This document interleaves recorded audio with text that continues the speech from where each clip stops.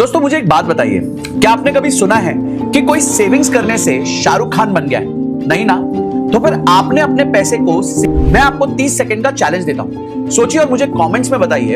अगर जवाब नहीं मिला तो समझ लीजिए कि समस्या बहुत ही गंभीर है। सेविंग्स अकाउंट एक ट्रैप है जो सेफ तो बहुत लगता है, पर सबसे बड़ी फाइनेंशियल ब्लंडर उसी से होती है। देखिए, बैंक का बिजनेस मॉडल बहुत ही सिंपल है। आरबीआई के रूल्स के अकॉर्डिंग बैंक को सिर्फ 3% कैश रिजर्व रेशियो मेंटेन करना पड़ता है। मतलब अगर आपने 100 रुपए बैंक में डिपॉजिट किए हैं तो उसमें से 3 रुपए जो है वो रिजर्व के फॉर्म में होते हैं, बाकी के 97 रुपीस वो आगे लोन पर चढ़ा सकता है। तो बैंक आपके इन पैसों को 3.5% पे लेता है और 12 to 15% पे आगे लोन पे चढ़ा देता है। आपको तो 3.5% इंटरेस्ट दे रहा है, पर आगे 8 से 11% तक का नेट प्रॉफिट कमा लेता है। और ये सब वो आप ही के पैसे से कर रहा है, यानी आपको चिल्लर रिटर्न और उनको किलर प्रॉफिट।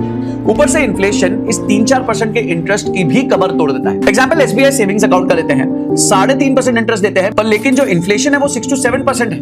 मतलब आपका 1 लाख रुपए 1 साल बाद नॉमिनल टर्म्स में 1,03,500 हो जाएगा। आप बड़े खुश होंगे कि बिना कुछ किए मैंने 3,500 रुपए कमा लिए, लेकिन उसकी रियल परचेसिंग पावर अब 96,500 ही रह जाएगी। ये 3,500 रुपए की कमाई नहीं, उसका डायरेक्ट लॉस है और आपको रियलाइज भी नहीं होगा। और उसे भी बुरी बात यह है कि ये कंपाउंड होता है अगले 20 साल तक। तो इस तरह 10 लाख रुपए की एक्चुअल वैल्यू 20 साल बाद सिर्फ 5.5 लाख रुपए रह जाएगी। अब सोचो जरा, वही 10 लाख रुपए अगर आप म्यूचुअल फंड्स में इन्वेस्ट कर देते, वो भी सिर्फ 12% के एवरेज रिटर्न पर, तो 20 साल बाद वो अमाउंट बन जाता लगभग 1 करोड़ रुपए। और सेविंग्स अकाउंट में रखेंगे तो कितना होगा? बस 19 लाख रुपीस, यानी करीबन 80 लाख रुपए का गैप।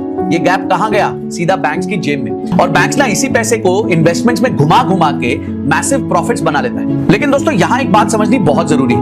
म्यूचुअल फंड्स हो या फिर ट्रेडिशनल इन्वेस्टमेंट ऑप्शंस हो, जैसे कि पीपीएफ हो गया, एफडी हो गया, गोल्ड हो गया, ये सब अपनी जगह यूजफुल तो है, लेकिन इनमें एक बड़ी समस्या यह है कि इनमें से कुछ के रिटर्न्स तो इन्फ्लेशन से भी पीछे रह जाते हैं और कुछ में रिस्क थोड़ा ज्यादा हो जाता है। मतलब या तो आपको सेफ्टी मिलेगी पर ग्रोथ नहीं मिलेगी, या ग्रोथ मिलेगी पर वॉलेटिलिटी के साथ आपकी नींद उड़ा देगी। इसलिए मैं हमेशा कहता हूं, आपको अपना पूरा फ्यूचर कभी भी एक मार्केट या एक एसेट के भरोसे नहीं छोड़ना चाहिए। इंटेलिजेंट इन्वेस्टर्स अपने पोर्टफोलियो में एक ऐसी लेयर जरूर ऐड करते हैं जो शॉर्ट टर्म और लॉन्ग टर्म दोनों गोल्स को सिक्योर करके रखती है।